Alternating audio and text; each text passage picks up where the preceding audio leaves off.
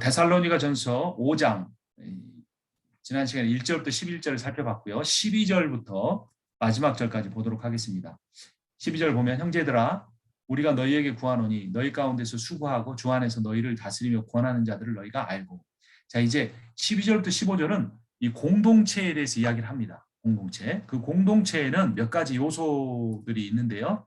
먼저는 지도자가 있고 그다음에 동료가 있고 또 가보면 약한 자가 있고 악한 자가 있습니다. 이 네 가지 요소를 이 본문에서 이야기를 하는데 방금 읽은 이제 다스리며 권하는 자는 지도자고 13절에 보면 그들의 역사로 말미암아 사랑 안에서 가장 귀히 여기며 너희끼리 화목하라. 그러니까 잘 그 지도자의 다스림을 잘 받아라 이 말이죠. 그다음에 형제들아 너희를 권면하노니 게으른 자들을 권계하며 마음이 약한 자들을 격려하고 힘이 없는 자들을 붙들어주며 모든 사람이 오래 참으라. 마지막 악한 자들이 나옵니다. 상과 누가 누구에게든지 악을 갚지 말게 하고 서로 대하여 모든 사람을 대하든지 항상 선을 따르라. 그렇죠? 먼저 지도자를 보면요. 지도자에 대해서는 어떻게 하라고 합니까? 존경하고 순종하라는 거죠. 자, 근데 이 데살로니가 교회에는 사도 바울이 오래 머물지를 않았기 때문에 그 룰링 엘더, 이 그 다스리며 권하는 이라고 12절에 표현했잖아요. 이 사람은 뭐냐면 오늘날로 말하면 룰링 엘더. 오늘로 말하면 장로죠.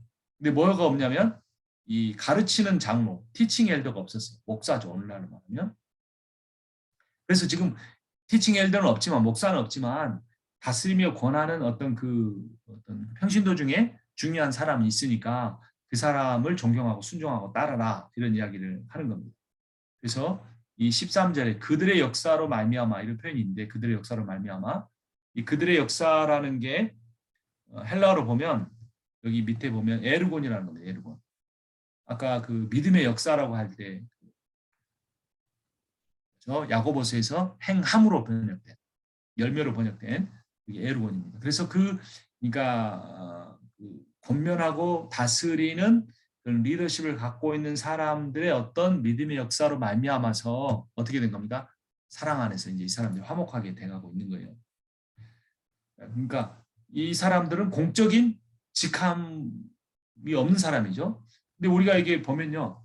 어떤 공적인 직함이 있어도 영향력이 없는 사람이 있습니다. 총회장, 노회장, 뭐 이런 거 저런 거. 근데 영향력이 없어요. 그런 사람도 있습니다. 근데 공식 직함이 없어요. 그 사람 뭐 별 볼 일 없어 보이고 뭐 스펙도 내세울 만한 것도 별 것도 없고 뭐 그렇게 크게 목회하는 것도 아닐 수도 있지만 영향력이 있는 사람이 있습니다. 그래서 명예가 아닌 성령을 쫓아야 되는데 이 시대는 과연 뭐를 좇는 시대일까? 이제 저는 미국에 와서 여러분들도 이민 목회를 하시지만 미국에 와서 12년, 13년째가 되니까 한국교회 상황을 잘 몰라서 동기 목사님한테 한번 물어봤더니 뭐 대단히 그분은 심각하게 이야기를 하더라고요. 너무나 한국교회가 세상 사람들 보기에 부끄럽게 가고 있는 면이 있다. 아닌 면도 있겠지만 그분이 보기엔 그런 면들이 많은 것 같습니다. 그 이유가 뭘까? 성령을 쫓는 게 아니고 명예를 쫓기 때문이 아닐까. 하나님의 인정이 아니라 사람의 인정. 이렇게 바뀌어가는 건 아닐까. 근데 이게 이 시대만 그런 건 아니었던 것 같아요. 제가 신학교 다닐 때도 그랬는데 그때는 뭐에 가렸냐면 숫자에 가린 거죠. 교회 건물에 가린 거고 교회 성장에 가린 거고 이 교회가 사회에서 영향력을 갖고 힘을 발휘하던 시대입니다. 그리고 정치와 연결이 결탁이 돼 있었어요. 그런데 이제 최근에는 어떤 다른 성향의 정치와는 또 교회가 대립각을 일으키면서 또 교회 자체의 연약함으로 인해 숫자가 줄어들면서 이제 연약한 면들이 많이 이제 부각이 되는 것 같아요. 근데 앞으로 더 교회가 축소되고 어떤 영향력을 잃게 되면 더 교회에 약한 면들만 나오지 않을까 이제 생각하게 됩니다. 그런데 거기서 지도자 역할이 매우 중요하다는 거죠. 두 번째는 동료인데요. 그 사랑과 좋은 관계를 맺는 이런 13절의 이야기입니다. 그래서 가르치는 지도자가 없는 중에 공동체 구성원들끼리의 화목은 매우 중요했습니다. 중국 선교에 대해서 많이 이야기하잖아요. 중국이 문화혁명을 일으키면서 모든 선교사를 다 내쫓아버렸습니다. 그리고 교회를 지하학교로 스며들었는데 공식적인 지도자들이 없었어요. 그들에게 복음을 전한. 그런데 그때 놀랍게 중국의 지하교회가 발전했어요. 뭐 그래서 공식적인 지도자가 없어져야 한다 이런 건 아니지만 하나님이 하신다는 겁니다. 하나님의 교회는. 자, 그리고 또 약한 자들이 있습니다. 이 사람들 어떻게 하냐면 권계하고 격려하고 도움을 주고 인내해라. 14절 이렇게 나옵니다. 특별히 게살로니가 교회는 핍박을 받고 있었습니다. 그래서 약한 사람들 더 돌봐야 했죠. 교회로서는 약한 자들이 굉장히 부담스러워요.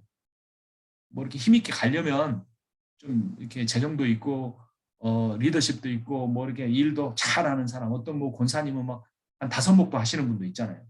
근데 이렇게 약한 자들이 있으면 그 사람 때문에 얼마나 목회가 이렇게 늦게 가야 되고 그 사람 돌보는데 많은 사람이 진이 빠지는지 몰라요.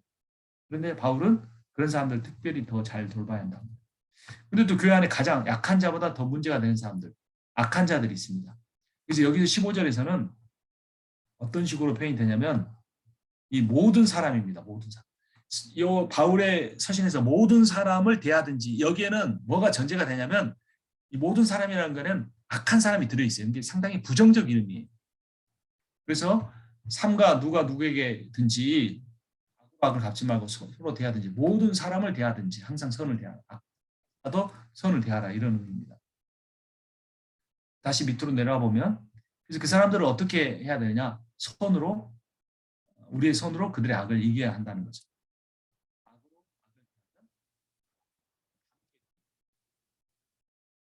정치 이야기하다 보면 정치인들 못지않게 목사님들도 막 구석에 싸우시는 경우들이 있더라고요. 자, 그래서 이 싸워야 되는데 우리가 싸워야 될 대상을 잘 봐야 됩니다. 악한 자와 싸우는 것이 아니라 악한 자가 주는 것과 싸워야 돼요. 악한 자가 우리에게 주는 게 있는데 두 가지가 있습니다. 하나는 두려움이에요. 교회에 이런 사람 문제 일으킨 사람 하나 있으면요 얼마나 힘든지 몰라요. 저도 전에 담임 목회 할 때 그래서 너무나 힘들었던 것 같아요. 첫 목회라 더 그랬었고 그리고 또 하나 반대는 분노, 화가 나는 게 저 사람은 내가 시리를 하든지 저 사람이 나가든지 내가 나가든지 뭐 이렇게 할 수도 있겠죠.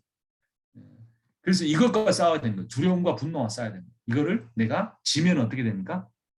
두려워 떨거나 화내서 싸우거나 하는데 그렇게 되지 않도록 하는 게 중요하다는 거죠. 그게 바로 여기 선으로 악을 이긴다는 말의 의미입니다. 이 똑같은 말을 로마서 12장이 이야기해 주고 있어요. 17절부터 보면 아무에게도 악을 악으로 갚지 말고 모든 사람 앞에서 선한 일을 도모하라. 할 수 있거든 너희로서는 모든 사람. 여기도 똑같잖아요. 데살로니가전서가 똑같은 표현이에요. 로마서 12장에도 모든 사람과 더불어 화목하라. 모든 사람이라는 거는 내 입맛에 맞는 사람, 나하고 신앙 색깔이 똑같은 사람, 내 말을 잘 듣는 사람 이게 아니라 그 악한 사람, 연약한 사람 다 포함하다. 근데 특별히 부정적인 사람을 강조할 때 이 표현을 쓰는 거예요. 그들과도 뭐 해야 되냐? 화목해야 한다. 그러니까 사실 목회가 힘들죠. 죽으라는 말밖에 아닌 것 같아요. 목사도 사람인데 어떻게 다 화목합니까? 근데 그게 한계 같아요. 내가 하려고 하면 안 되는 건데 내가 하려고 할 때 할 수 있는 한계가 어디까지냐? 약한 사람까지 돌보는 게 한계인 거죠. 악한 사람까지 내가 품으려고 할 때는 내 힘으로 안 되고 진짜 성령만 의지해야 되는데 그때 이제 내가 더 변화되는 거겠죠. 그 악한 사람을 통해 내가 성령을 의지하지 않고 내 영성과 내 인격으로 내 경험과 노하우로 할 수 있는 한계를 뛰어넘어야 되니까. 그래서 바울의 결론도 악으로 악을 이기려고 하면 악에게 지게 된다. 그리고 어떻게 해야 된다? 손으로 악을 이겨야 된다. 목회를 하다 보면 나를 못 살게 구는 사람도 있고 내가 돌봐야 하는 사람도 있습니다. 둘 다 힘든 대상이죠. 그런데 그 두 사람을 대할 때 똑같이 필요한 게 있습니다. 뭐냐면 바로 기도입니다. 기도는 해야 한다 해서 하는 게 아닌 것 같아요. 부끄럽지만 성도들한테 기도해야 한다 할 때는 저 기도 안 했던 것 같아요. 근데 어떤 데 기도했느냐? 기도 안 하고는 방법이 없을 때. 제 한계에 부딪혔을 때. 제 실상이 드러났을 때. 정말 사면초가로 죽을 것 같을 때는 기도하더라고요. 그래서 못 살게 구는 사람이나 내 인생의 짐처럼 계속 돌봐야 하는 사람 그런 경우가 다 우리에게 기도하라는 하나님의 사인인 것 같습니다. 자, 그래서 이제 영성을 유지해야 되는데요. 공동체 안에 이제 구성원들 살펴본다면 영성을 이야기하는데 우리가 잘 아는 유명한 구절이죠. 항상 기뻐하라. 근데 바울이 좀 염치가 없는 것 같아요. 눈치도 없고 자기는 잠깐 복음 전하고 떠나가서 돌아오지도 않으면서 편지 보내가지고 자기가 전한 복음 때문에 환난을 당하고 있는 성도들한테 항상 기뻐하라. 어떻게 이렇게 말할 수 있을까? 바울도 그랬기 때문에 말할 수 있는 겁니다. 바울도 감옥에 갇히고 매를 맞고 배신당하고 그 가운데 기뻐했기 때문에 그게 정말 좋은 건 줄 알기 때문에 권면하는 거죠. 쉬지 말고 기도해라. 범사에 감사하라. 자, 여기에 이제 보면 부사가 있어요. 항상, 쉬지 말고, 범사에 이거죠. 그냥 기뻐해라. 이것도 힘들어요. 기도해라. 이것도 힘들어요. 감사해라. 이것도 힘들어요. 근데 여기다 부사를 붙여놨어요. 아예 그냥 죽으라고. 항상 어떻게 항상 기뻐해. 어떻게 쉬지 않고 기도합니까? 어떻게 모든 일에 감사합니까? 근데 그것이 뭐냐? 그리스도 예수 안에서 너희를 향한 하나님의 뜻이다. 그리고 그 일을 감당하기 위해서는 어떻게 되냐? 성령을 소멸하지 않아야 되고 성령 충만해야 되고 예언, 말씀이 있어야 돼. 성령과 진리가 있어야 가능한 거고 악은 어떤 모양이라도 버려야만 이게 가능하다는 겁니다. 그러니까 악을 어떤 모양으로 버리라는 건 내 안에 있는 악의 요소죠. 그러니까 우리는 환경이 악하기 때문에 내가 힘들다라고 생각할지 모르지만 그 환경이 악한 것보다 우리를 더 힘들게 하는 건 내 안에 있는 악함이죠. 내 안에 있는 온전치 못함. 그러면 하나씩 보면 기뻐한다는 게 무슨 말입니까? 항상 기뻐한다는 거. 이건 슬픔을 외면하라는 게 아닙니다. 항상 기뻐하라니까 바보처럼 항상 어떻게 웃겠어요? 성도들 장례식 있을 때 어떻게 웃겠어요? 무슨 말이냐면 슬플 때는 충분하게 애도해야 합니다. 울어야 돼. 통곡도 해야 됩니다. 근데 이 슬픔의 종류가 두 가지가 있다는 거예요. 하나는 이 믿음의 슬픔이라는 게 있고 또 하나는 믿음 없음의 슬픔이 있다는 거예요. 믿음 없음의 슬픔은 이게 뭐냐면 세상적 기준으로 나는 이것도 없고 내 목회는 이것도 없고 이런 세상적 기준으로 슬픈 거예요. 그런데 하나님의 기준으로 슬픈 거예요. 하나님의 마음을 가지고 이 세상에 가난한 자들이 너무 많은 거에 대해서 슬퍼하고 이 세상에 복음을 알지 못한 채로 교회만 왔다 갔다 하는 사람이 너무나 많은 거에 슬퍼하고 미전도 정족이 있는 것을 슬퍼하는 거예요. 이게 하나님의 기준으로 슬퍼하는 거예요.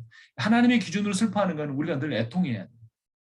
그래서 이 주님의 영 안에서 가는 애통은 우리에게 복과 위로를 줍니다. 이게 우리가 잘 아는 산상수훈의 말씀 8복 마태복음 5장 4절 애통하는 자는 복이 있나니 그들이 위로를 받을 것이다. 좀 이렇게 우리 정서가 안 맞을 수도 있죠. 애통이 하는. 이게 이 애통이 뭐냐면 세상적 기준이 아닌 하나님의 마음을 가지고 애통이 하는. 그 사람은 위로를 받습니다. 위로의 복. 우리는 충분히 슬퍼해야 돼요. 그런데 그 애통, 깊은 애통을 통해 하나님의 위로를 받을 때 정말 세상이 알지 못하는 기쁨이 우리 안에 솟아나는 거죠. 인위적인 기쁨이 아니라. 근데 그 단계까지 가기 위해서는 우리가 거의 죽어서 실려 나갈 정도로 고난이 필요한 것 같아요. 그러다가 죄도 짓고 시험에도 빠지고 회개도 하고 목회도 실패도 하고 하지만 중요한 거는 그 주님이 살아계신 주님이 우리에게 주시는 고난은 결코 우리를 넘어뜨리는 게 아니고 세우기 위한 과정이라는 거죠. 자, 또 기도도 쉬지 않고 하라는 겁니다. 쉬지 않고. 이건 더 무섭죠. 24시간이라기보다는 깨어있는 시간 내내라고 봐야 될 것 같아요. 잘 때는 기도 못 하잖아요.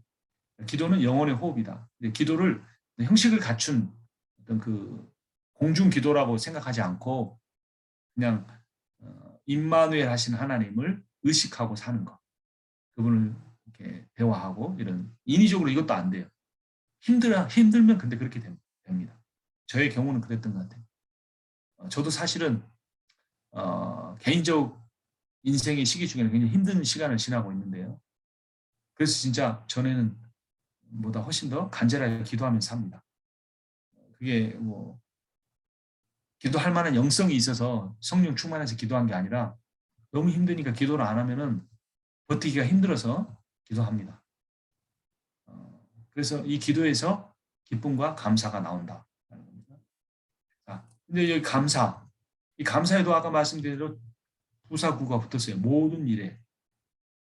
우리는 감사할 일이라는 게 딱 정해져 있는 것 같죠.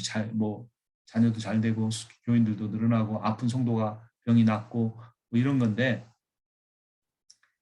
그러면 어떻게 모든 일에 감사할 수 있느냐? 역시 이 데살로니가 전서 강조하는 믿음과 사랑으로 행한 결과나 열매가 없을지라도 인내하는 소망으로 인해 감사할 수 있다.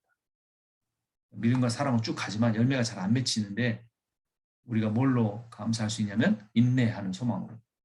이거 복음성가 가사인데요. 제가 강의 준비하면서 생각나서 찾아봤어요. 응답하신 기도 감사, 거절하신 것 감사, 헤쳐나온 풍랑 감사, 모든 것 채우시네. 아픔과 기쁨도 감사, 절망 중 위로 감사. 측량 못할 은혜 감사, 크신 사랑 감사해. 이 감사의 역설이죠. 응답만 감사가 아니고 거절도 감사다. 여기는 어떤 믿음이 있습니까? 우리의 그 지혜보다 하나님의 지혜가 더 뿐만 아니라 아픔을 더 감사할 수밖에 없는 게 아픔을 통해서만 우리가 우리의 연약함을 깨닫고 하나님만 의존하게 되니까 그렇겠죠.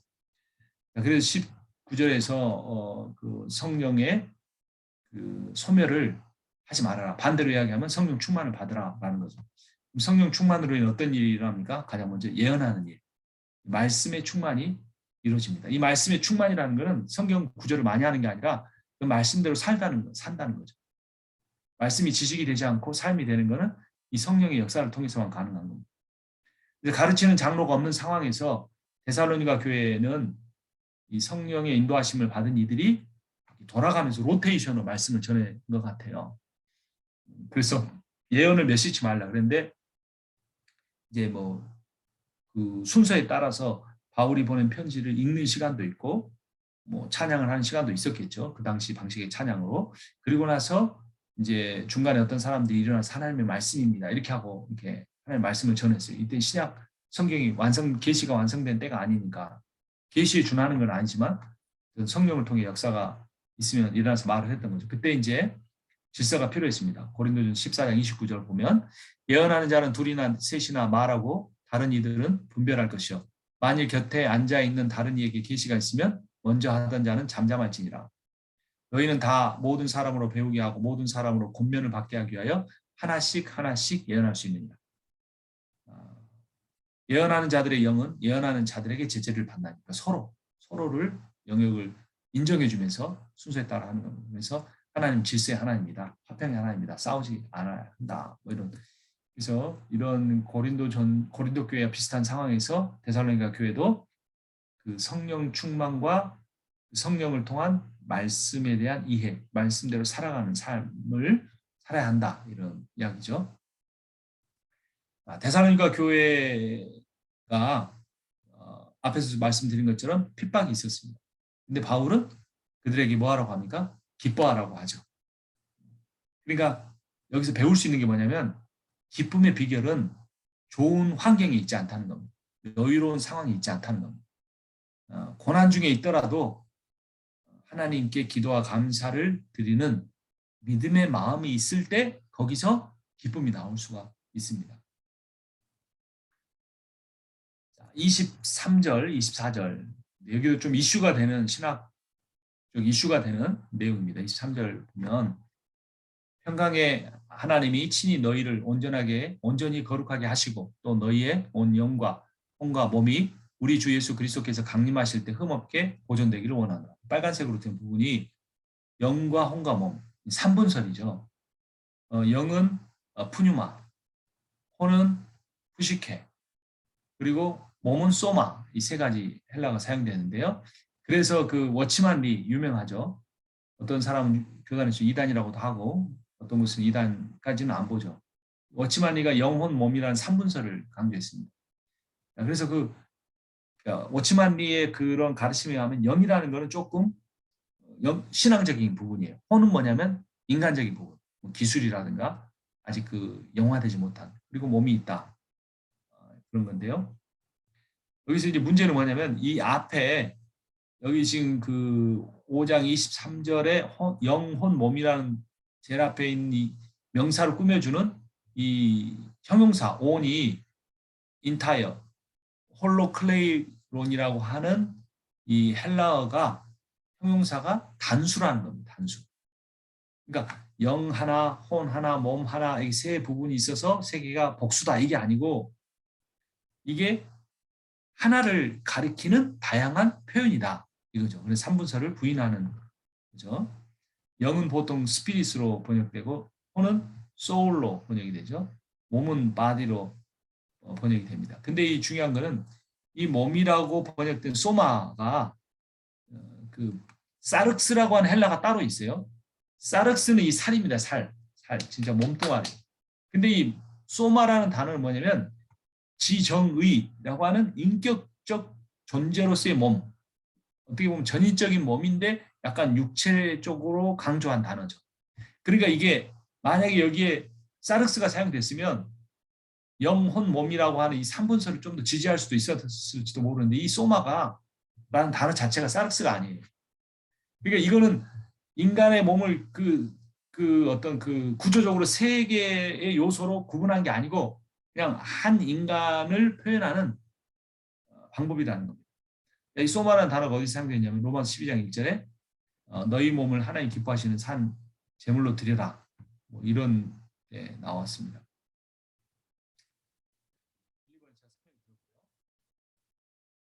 4장 12절을 보면 하나님의 말씀은 살았고 활력이 있어 좌우의 날선 어떤 검보다 예리하여 혼과 영과 및 관절과 목술을 찔러 쪼기까지 하며 또 마음의 생각과 뜻을 판단하는. 여기서 보면 혼과 영을 구별했으니까 뭔가 다른 것처럼 느낄 수도 있죠. 실제로 영은 루아흐고 히브리어로 영 또는 헬라어로는 푸뉴마입니다. 혼은 히브리어로 네페시고 헬라어로 푸시케입니다. 영과 혼은 분명하게 구별됐었긴 해요. 근데 이 말의 핵심은 뭐냐? 인간의 영적인 측면도 있고 혼적인 측면도 있지만 영과 혼이 딱 이렇게 북한과 남한처럼 그 구분된 어떠한 요소가 아니고 인간의 전인적 인간의 어떤 한 측면을 설명하는 표현법이라는 거예요. 표현법. 자, 또 삼분설이 또 주장하는 구절이 뭐가 있냐면 고린도전서 3장입니다. 3장에 사도 바울이 고린도 교인들이 워낙 좀 이렇게 세속화돼 있었잖아요. 그래서 세 부류로 하는데 처음에는 육에 속한 사람들, 사르키코스라고 합니다. 이 사람들은 성령의 이 일들을 받지 않는 사람. 한마디로 불신자급이에요. 15절에는 신령한 자입니다. 푸니마티코스라고 하는데 이 사람들은 뭡니까? 그리스도의 마음을 가졌어요. 완전 성령 충만한 사람들이죠. 고린도전서 3장에 4장으로 넘어오면 그 육신에 속한 자들이 있습니다. 푸시키 사람은 어중간해요. 어중간해. 그 신령한 사람들이라고 하기에는 좀 뭔가 약해요. 그래서 그 사람들 신령한 사람이라고 하기는 어린아이가 같아요. 그렇지만 이 사람들은 성령을 받았어요. 성령을 받았고 성령의 일을 경험하는 사람인데 문제는 쉬운 말씀만 먹는 거예요. 좀 어려운 말씀을 하면 어렵다 포기해버리고 말씀에 이렇게 깨어있지 못하고 그 결과로 뭐가 있느냐 시기와 분쟁이 있었어요. 어떤 때는 성령의 일들을 막 하다가도 막 분파가 나눠져서 시기와 분쟁이 있어요. 그래서 이 사람들은 성령도 따라 행하다가 사람도 따라 행하고 이런 한국교회에 이런 사람들이 제일 많지 않을까요? 육신에 속한 자들이. 육에 속한 자들도 있겠지만. 자, 그런데 이게 이렇게 바울이 세 개를 고린도 교인들을 세 부류로 나눴다고 해서 바울의 의도가 인간이라는 존재가 이런 세 영역으로 돼 있다. 3분되어 있다라고 말하려는 의도는 전혀 아니라는 겁니다. 자, 이분설로 넘어오면 이분설에 주 381년에 콘스탄티노플 회의 이후에 기독교의 정통 교리가 되었습니다. 그래서 의미는 뭐냐? 영과 혼의 다른 기능이 있다. 하지만 영과 혼은 전인적 인간을 구성하는 총체의 한 측면이지 이 영이 별도 한 부분, 그 다음에 혼이 별도 한 영역 이렇게 독립된 요소가 아니다. 이런 의미입니다. 영과 혼은 인간 존재를 묘사하는 다양한 표현이다. 예를 들면 신명기 6장 5절 너는 마음을 다하고 뜻을 다하고 힘을 다해 내 하나님 여호와를 사랑하는. 그러면 이거를 또 설교할 때 그렇게 할 수도 있어요. 마음 가지고 막 원을 사용해가지고 마음의 요소를 막 설교하다가 3대지 설교하는 거. 뜻을 가지고 막 마음은 영이잖아요. 뜻은 또 뭡니까? 소울이잖아요. 스피릿, 소울. 그러니까 그걸로 또 막 의지를 가지고 해라. 그다음 힘은 육신이잖아요. 그럼 이것도 3분설 막 갖다 붙일 수 있는 거죠. 근데 이 마음과 뜻, 힘 다 이거는 뭐냐면 인간의 최선을 노력을 다하라는 문학적 표현인 거죠. 그래서 예를 들면 살, 뼈, 혈, 육, 영, 혼, 마음. 성경에는 인간이라는 그 요소를 표현하는 여러 형용사들이 있어요. 그럼 이거 다 하면 몇 개입니까? 몇 분설이 되는 거죠? 6분설도 될 수가 있는 거예요. 그러니까 이 사실 성경이 우리한테 2분설, 3분설이라고 명시를 안 해놨기 때문에 우리들끼리 싸우다 보니까 논쟁이 되기도 하지만 성경에서 어떤 특정한 교리를 끌어내기 위한 프로브 텍스트로 성경 본문을 사용하면 안 된다는 거죠. 그런데 2분설도 약간 요즘에 문제시 하는 신학자들도 있어요. 2분설이 그러니까 영혼을 하나 뭉쳐서 영혼과 몸을 분리적인 걸로 보는 겁니다. 그래서 죽으면 몸은 어떻게 돼요? 이 죄악 덩어리 몸은 없어져 버리고 하나님 우리 거룩하게 구원해 주신 영혼만 가서 이제 낙원에서 뭐 표현하기에 따라 천당에서 사는 거. 이게 그리스 헬라 철학에 만연해 있던 천국관이 불교에 있는 내세관이기도 합니다. 보통 사람들이 이렇게 이런 생각을 갖고 있어요. 그래서 물론 성경에서는 영혼과 몸을 따로서 이야기하기도 하지만 몸과 영혼은 분리되는 게 아니라 하나예요, 하나. 그런데 언제는 예외입니까? 사람이 죽었을 때. 그리고 죽은 뒤부터 예수께서 재림하셔서 그들을 부활시키기까지의 기간에는 예외인 거죠. 그 기간에는 그의 영혼이 어디가 있는 겁니까? 낙원에 가거나 음부에 가서 있는 거죠. 그러나 우리가 이 지금 살아있는 단계에서 이 영혼과 육신이라는 걸 자꾸 분리해서 하다 보면 육신은 죄, 영은 거룩 이런 식으로 구분하는 거는 히브리적, 성경적 관점은 아니라는 거죠. 그러나 뭐 굳이 따지자면 3분설보다는 2분설이 더 정설이다 이렇게 볼 수 있겠습니다. 2분설을 지지하는 구절들이 있는데요. 로마서 8장 6절 육신의 생각은 사망이요 영의 생각은 생명과 평안이다. 둘로 했죠. 10절에 보면 그리스도께서 너희 안에 계시면 몸은 죄로 말미암아 죽은 것이나 영은 의로 말미암아 살아있는 것이다. 이런 표현이 잘못 오해하면 몸은 죄로 말미암아 죽었다. 몸만 죄 지었다. 영은 의로 말미암아 산다. 그럼 예수 믿은 거는 영만 믿는다. 아니에요. 그럼 계속 죄 지은 걸 합리화하잖아요. 몸에 그냥 몸은 욕정은 어떻게 할 수 없으니까 죽기 전에 어쩔 수 없다. 그게 아니에요. 내가 성령 충만하고 인격적으로 주님을 만나면 몸도 복종합니다. 이거는 바울이 대조를 시키는 거죠. 대조를. 죄된 삶과 거룩한 삶을 대조하는 표현입니다. 고린도전서 5장 5절도 육신은 멸하고 영은 주에서 날 구원받게 한다. 이 말은 육신이 영혼이 멸해 있는단 말이 아니에요. 부활합니다. 그러나 신자는 죽으면 그 몸이 썩어지니까 육신은 멸하고 영은 구원받는다 이 말이지. 육신이 없는 상태에서 영혼이 둥둥 떠다니는 천국이 계속 유지되는 게 아니에요. 우리가 바라볼 것은 내세 신앙이기도 하지만 내세 신앙 이후에 재림 신앙이에요. 고린도 후서 7장 1절에 보면 뭐 계속 이거 다 읽을 수는 없으니까요. 에베소서 2장 3절, 골로새서 2장 5절 이게 다 2분설을 지지하는 구절들입니다. 자 이제 데살로니가전서 5장 마지막 구절을 좀 보면요. 형제들아 우리 위해 기도하라. 그래서 기도 부탁을 합니다. 그리고 문안 인사를 하고 하죠. 그래서 이 25절부터 28절을 요약해 보면요. 먼저는 지도자가 공동체에게 축복의 말과 기도를 합니다. 그리고 나서는 지도자만 하는 게 아니라 공동체도 지도자에게 축복의 기도를 해야 한다라고 바울이 부탁합니다. 바울의 위대한 점은 여기에 있는 것 같아요. 여러분들도 나를 위해 기도해 주십시오. 이거예요. 그리고 이 데살로니가 교회가 너무 모범적이니까 여러분의 기도를 통해 내가 고린도 교회와 이후의 교회에서도 여러분들에게 나타났던 그런 역사가 나타날 수 있게 해달라고 기도 부탁을 해요. 목사가 기도 부탁하고 그런 뭐 연약해 보이지 않죠. 그렇다면서. 자 그리고 마지막으로 공동체가 공동체에게 서로 축복해라 이야기로 마무리합니다. 교회의 구조가 어떤 걸 알 수 있죠. 먼저 지도자가 회중을 위해 축복하고 회중은 지도자를 위해 축복하고 그러고 나서 회중끼리 축복하는 거 아주 멋있는 모습입니다. 우리 좀 쉬었다 하도록 하겠습니다. 데살로니가 후서 1장부터 보겠습니다.